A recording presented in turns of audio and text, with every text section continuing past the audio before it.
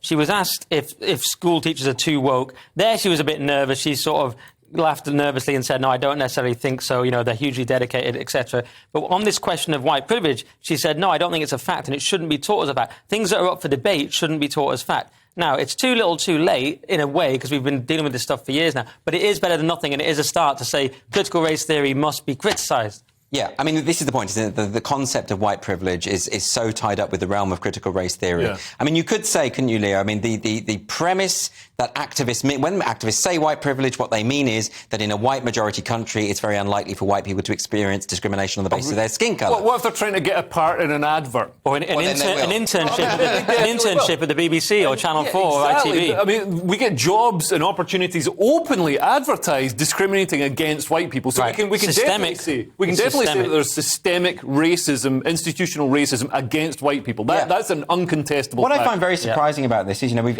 study after study and freedom of information requests by groups such as Don't Divide Us have revealed that critical race theory is being taught in many, many schools in the UK. And again, commentators just deny it and say, no, it isn't. No, it isn't. Just not happening. Yeah. Well, and I'm sure that they will say the same to the Education Secretary. Oh, yeah. And this soundbite is great. I mean, it's great that she said that, you know, white privilege is not a fact. It won't make any difference to the curriculum. It won't make any difference to, you know, these... They'll say this is an example of white privilege. Yeah. The social justice warriors, you know, social justice has captured the education system and they'll still be pushing this. Yeah. I was speaking to someone in the pub after my football game this week and he was saying that, no, you're far too obsessed. Like, most people aren't like this. They're not bothered. They're not trying to push gender, you know, puberty blockers on kids. Most people agree broadly with you. So I was thinking, Andrew, am I cynical? Am I too obsessed because I do this line of work? Or are they just naive about how far this has crept in? No, I think they're right insofar as that most people don't really care, but they're wrong because they don't really understand the extent of the influence, particularly in schools. Because why would they? They're not in schools. Then even if they're parents, they're probably not asking to see the lesson plans, so they won't know. But we do know that it is absolutely endemic, not just in schools, but in